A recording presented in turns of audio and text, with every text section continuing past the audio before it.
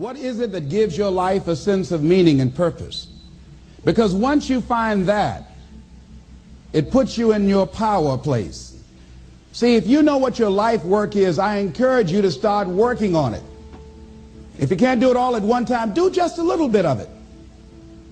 And if you don't know what it is that you showed up to do, if you don't know why you're here, I encourage you to find out what your purpose is here. What is the meaning of your life?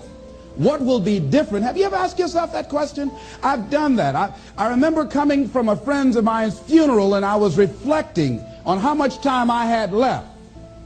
And I went for a walk in a park thinking about this guy whose life was so promising. And I mean, he wasn't an old guy. He was quite young, in fact. And I thought about all of the things that he said he was going to do, and he never got a chance to do those things.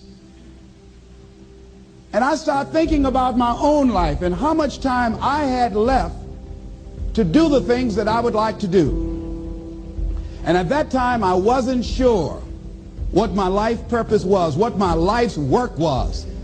I wasn't sure about it at that time. And I thought about it quite a lot. I had some idea, but I wasn't convinced, and I don't think I felt worthy.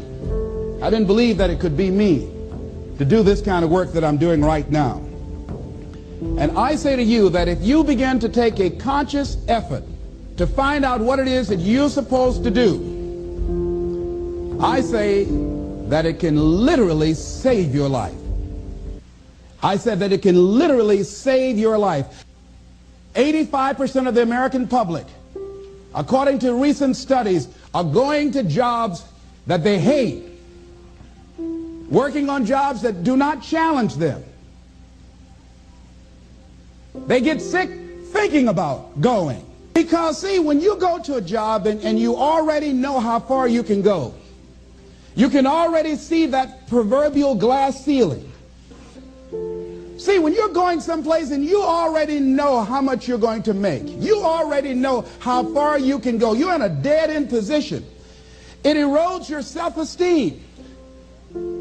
It lowers your sense of yourself. It creates an inner turmoil. It creates an emptiness in you.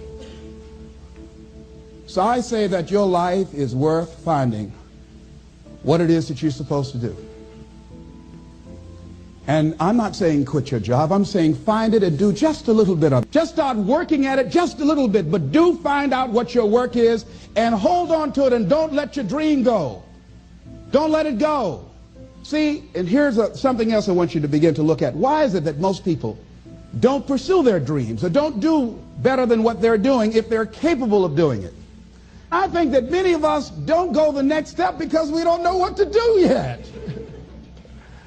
And I say that the reason that we don't even explore the possibility of what to do is because subconsciously we don't believe that it can happen for us, and we don't believe that we deserve it.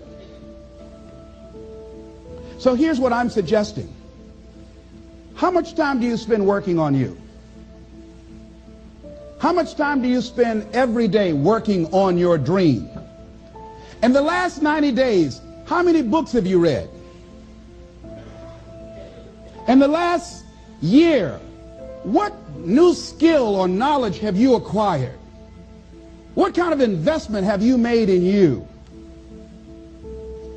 So I'm saying that as you begin to look at where you want to go, if you want to make it today, and things are changing so fast you have to literally run to stand still, I'm saying that you've got to make some conscious effort to begin to work to develop you. Here's something else. Most people are not living their dreams because of fear, ladies and gentlemen. Fear, limited vision, and lack of self-esteem is what keep most people doing things they don't want to do.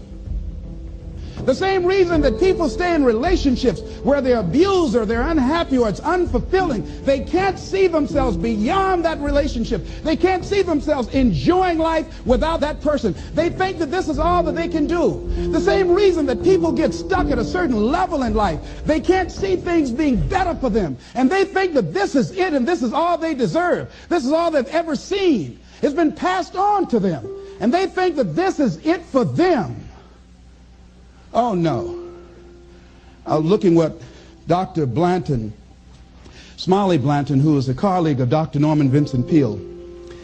What he said about fear, he said, fear is the most subtle and destructive of all human diseases. Ladies and gentlemen, fear kills dreams. Fear kills hope. Fear put people in the hospital. Fear can age you.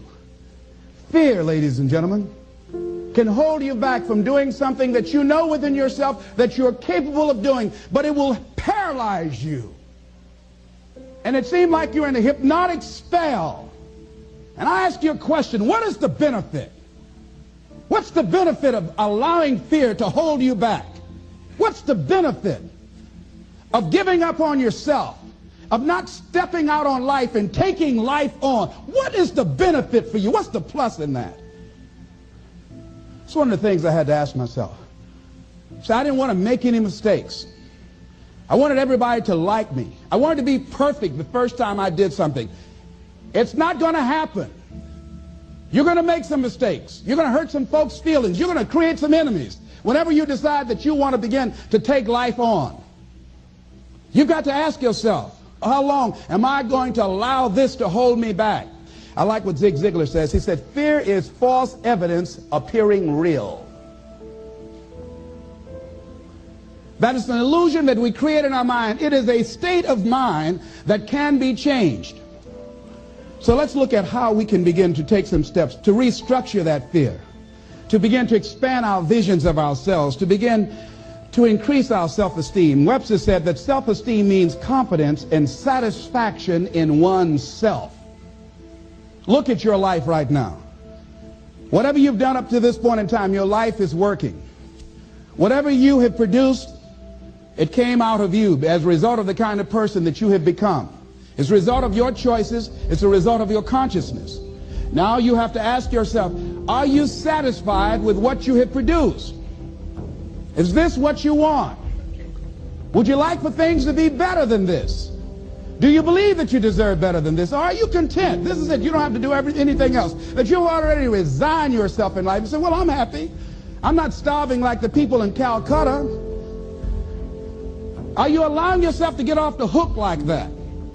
Or do you believe somewhere in the back of your mind or in your heart that there's some other great work for you to do? There's something else that life has for you. And that's why you're here. How do we handle this fear factor? How do we increase our self-esteem? You have to begin to fortify yourself. How do we do that? I believe that you have to begin to consciously monitor your inner conversation and start talking to yourself. Start building yourself up. Sometimes the only good things you will hear about you are the things that you say to you. So I'm saying learn to be your own booster. Start building yourself up. Start encouraging yourself. Start saying, I can do this. I can make this happen. When I started thinking about becoming a speaker, I said, yes, I can do this. I can make this happen. When I start trying to convince myself I can be a businessman after flopping and failing and losing thousands of dollars and feeling stupid and dumb and having people take advantage of me because of what I didn't know, I had to talk to myself because people were saying to me that I was dumb. And somewhere in the back of my mind, I was saying, you're right. Look at what I've done. I had to say, no, Les. Hey, come on, man. Get yourself together. You can handle this. You just haven't figured it out yet. It's all right. This is your training period. This is the tuition you have to pay for what you don't know. You can do this. Other people have done it. It doesn't take an Einstein. Get you some people that can teach you some stuff that you don't know. Get you some people that have done it successfully and learn from them. Take some seminars, workshops, read some books on how to manage a business. Change the way you see yourself and begin to tend to the personal details. Understand that nobody's going to take care of your business better than you. And when I start changing that kind of mindset of beating myself up because of my mistakes and start looking at the possibility of my doing better, of my making the adjustment that would enable me to do what I want to do successfully, things begin to change. And I say, stop beating up on yourself. You do it. I know you do it. I've done it. It's a natural inclination for us to put ourselves down.